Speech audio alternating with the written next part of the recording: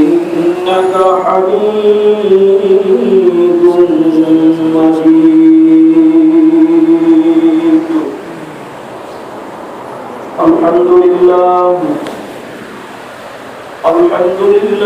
نحمده ونستعينه ونستغفره ونؤمن به ونتوكل عليه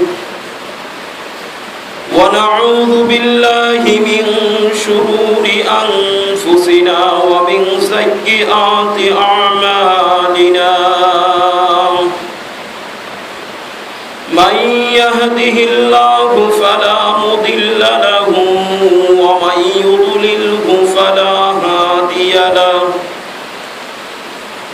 ونشهد أن لا إله إلا الله وحده لا شريك له. ونشهد أن سيدنا وسندنا وطبيبنا وطبيب قلوبنا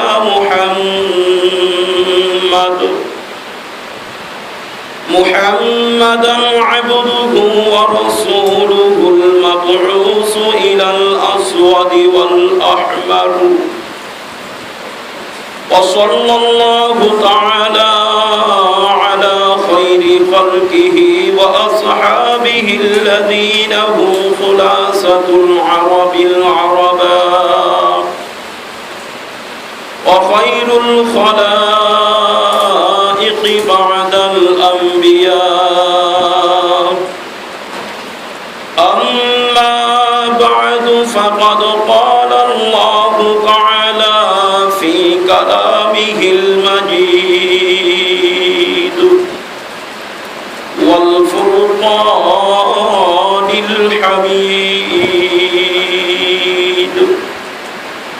أعوذ بالله من الشيطان الرجيم. بسم الله الرحمن الرحيم. اتل ما أوحي إليك من الكتاب وأقم الصلاة إن الصلاة تنهى عن الفحشاء والمنكر ولذكر الله أكبر والله يعلم ما تصنعون.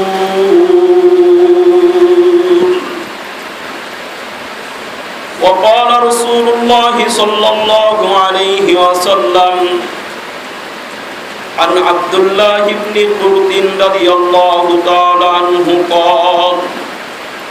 قال قال رسول الله صلى الله عليه وسلم أول ما يحاسب به العبد يوم القيامة الصلاة فإن صلحت صلح سائر عمله وإن فسدت فسد سائر عمله.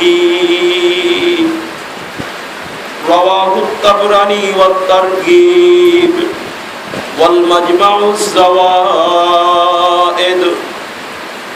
أو كما قال عليه الصلاة والسلام. صدق الله العلي العظيم وصدق رسوله النبي الكريم ونحن على ذلك من الشاهدين والشاكرين والحمد لله رب العالمين. সম্মানিত মুসাল্লিয়ান ইকরাম, মহান প্রতিপালক রব্বুল ইজ্জাতের দরবারে লাখ কোটি শুকরিয়া জ্ঞাপন করি যেই আল্লাহ সুবহানাহু ওয়া তাআলা আম্মা নাওয়ালাহু ওয়া জাল্লা জালালাহু আমাদেরকে অত্যন্ত আদর করে মায়ার বাঁধনে বেঁধে আল্লাহর অশেষ ফজলে ও করমে পবিত্র জুমার দিনে পৃথিবীর সর্বোৎকৃষ্ট স্থান আল্লাহর মনোনীত জায়গা, মুসলমানদের ইবাদতগাহ,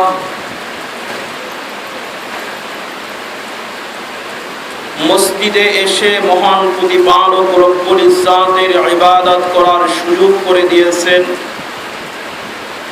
এই জন্য আমরা দিল থেকে, অন্তর থেকে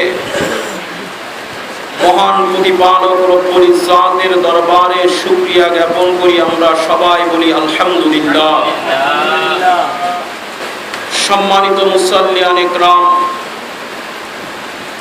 আমি আপনাদের সামনে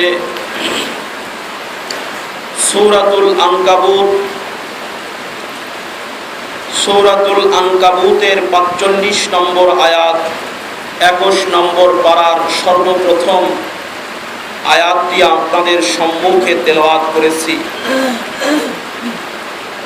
জনাবে মুহাম্মদুর রাসূলুল্লাহ সাল্লাল্লাহু আলাইহি ওয়াসাল্লামের মুখ নিঃসৃত বাণী অমীয় সুধার মতো হাদিসে নবাবী থেকে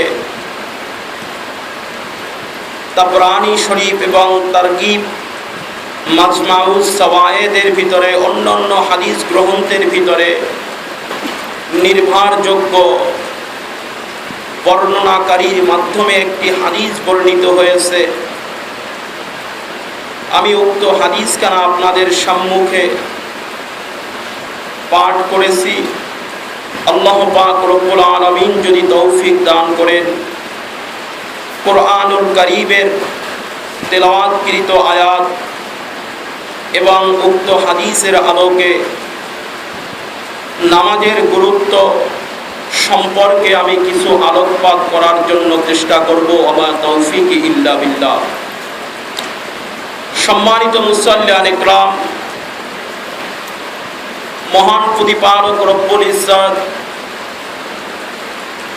মানব জাতিকে এবং জিন জাতিকে শুধুমাত্র তার ইবাদত করার জন্য এই পৃথিবীর বুকে, এই ধরার পৃষ্ঠদেশে সৃষ্টি করেছেন।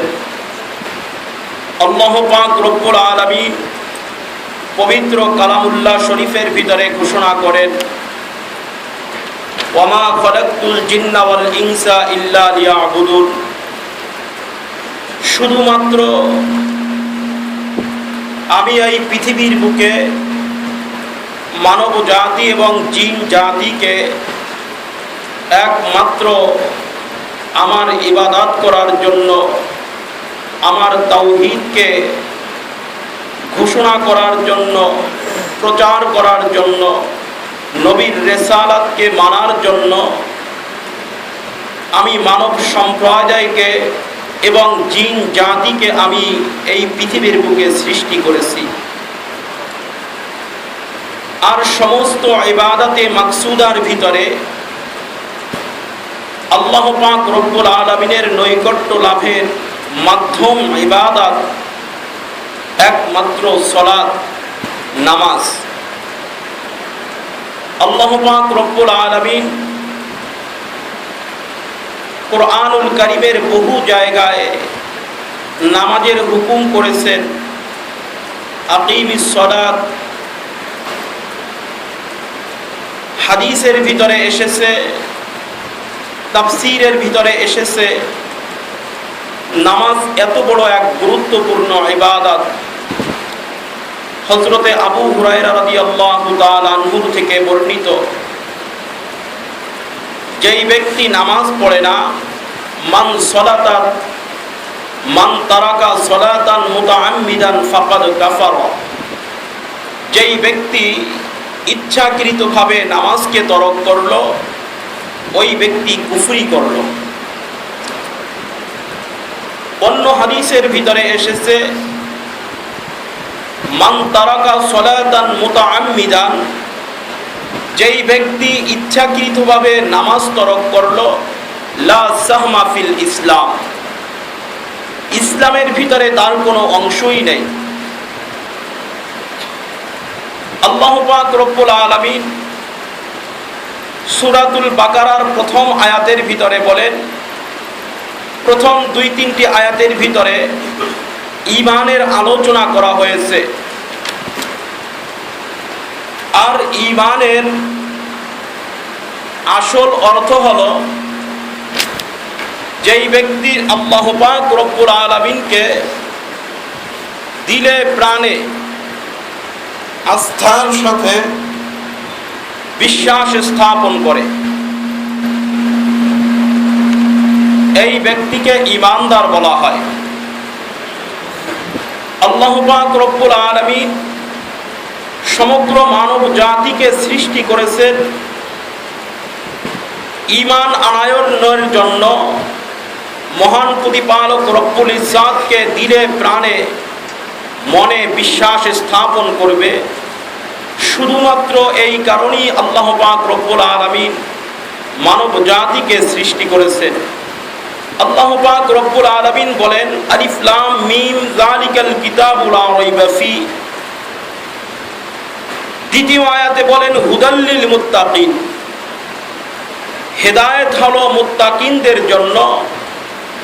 মুত্তাকিন কারা? আল্লাযীনা ইউমিনুনা বিল গায়ব, যারা অদৃশ্যের খোদার উপরে ঈমান আনে, বিশ্বাস স্থাপন করে। আল্লাযীনা ইউমিনুনা বিল গায়বি ওয়া ইউকিমুনাস সালাত, বিশ্বাস স্থাপন করার পরে যারা নেক কাজ অর্থাৎ নামাজকে কায়েম করে।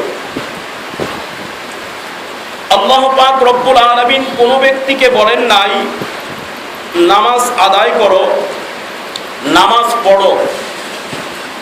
আল্লাহ সমস্ত জায়গায় নামাজের যত আয়াত আছে কোরআনুল কারীমের ভিতরে আল্লাহ বলেন ওয়া আকিমুস সালাত, নামাজকে কায়েম করো।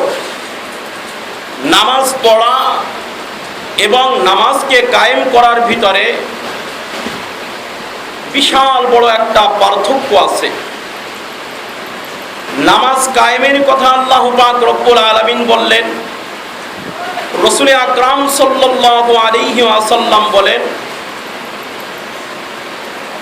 যেই ব্যক্তি নামাজকে কায়েম করলো, যেই ব্যক্তি নামাজকে কায়েম করলো সে আমার দ্বীনকে কায়েম করলো। সুবহানাল্লাহ। যেই ব্যক্তি দ্বীনকে কায়েম রাখলো এই ব্যক্তি আমার সাথে জান্নাতে প্রবেশ করবে। সুবহানাল্লাহ। কায়েম শব্দের অর্থ কি? কফ আলিফ হামজা মিম কায়েম। কায়েম শব্দের অর্থ হলো দাঁড় করানো, স্থাপন করা, মজবুতির সাথে খাড়া করানো।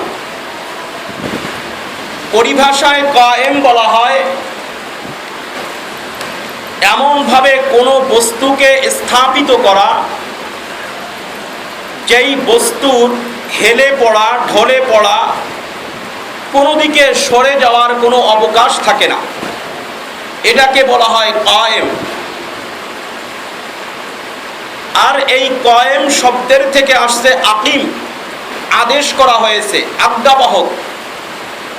আরবি গ্রামার অনুযায়ী এখানে আল্লাহ পাক রব্বুল আলামিন আমরের সিগা ব্যবহার করছে।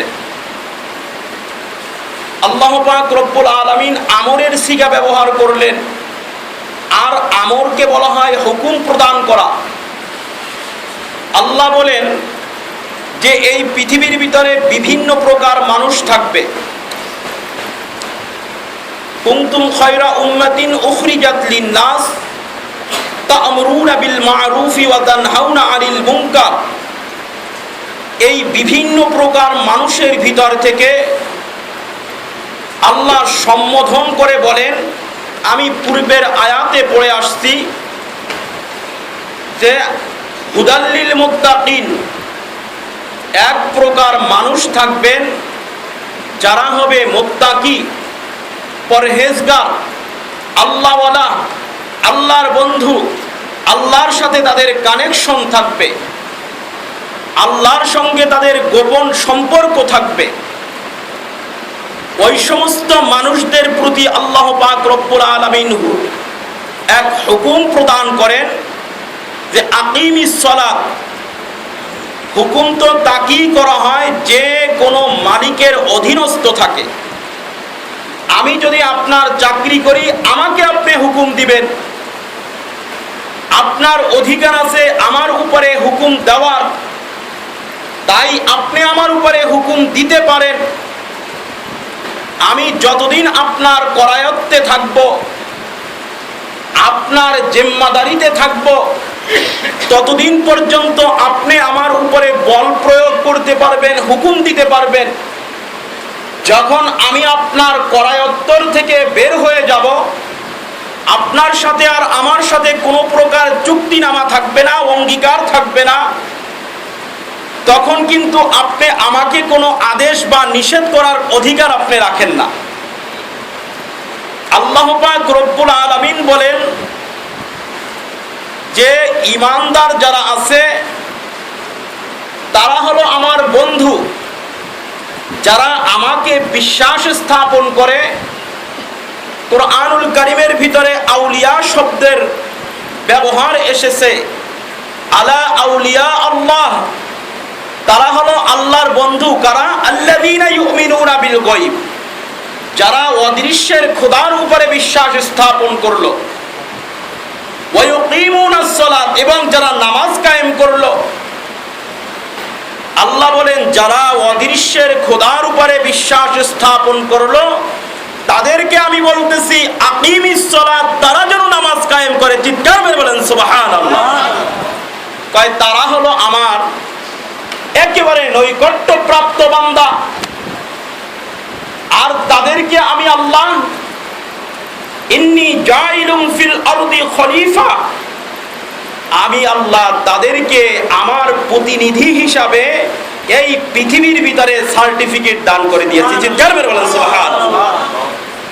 যেহেতু তারা আমার প্রতিনিধি, তাদেরকে আমি হুকুম দিলাম তারা যেন নামাজ কায়েম করে। নবীকে বলতেছেন সূরা আনকাবুতের ভিতরে আসছে 45 নম্বর আয়াতের ভিতরে, উতুলু, হে নবী আপনি তেলাওয়াত করুন, মা উহিয়া ইলাইকা, আপনার উপরে যেই ওহী অবতীর্ণ হয়, মিনাল কিতাব, কুরআনুল কারীম থেকে। এই কথাটা বলার পরে নবীকে বলতেছেন ওয়া আকিমিস সালাত, হে নবী আপনি নামাজ কায়েম করুন, আপনি নামাজ কায়েম করুন, আপনার সমস্ত সাহাবীদেরকে নামাজ কায়েম করতে বলুন। অন্য আয়াতের ভিতরে আসছে ওয়া আকিমুস সালাত ওয়া আতুজ যাকাত ওয়ারকাউ মা'আর রাকিঈন, হে নবী আপনি এবং আপনার সাহাবীগণ সহ নামাজকে কায়েম করুন, ওয়া আতুজ যাকাত, যাকাতকে আদায় করুন, যাকাত দেন, যাকাত প্রদান করুন, ওয়ারকাউ মা'আর রাকিঈন, এবং রুকু করনেওয়ালাদের সাথে রুকু করুন। অর্থাৎ একা নামাজ পড়ার নির্দেশও আল্লাহ দেন নাই। প্রথম নির্দেশ হলো ওয়ারকাউ মা'আর রাকিঈন, যারা রুকু করতেছে, যারা সিজদা করতেছে, যারা তাকবীরে তাহরিমা বাঁধতেছে, তাদের সঙ্গে একত্রিত হয়ে আপনি রুকু করুন, তাদের সঙ্গে একত্রিত হয়ে আপনি সিজদা করুন।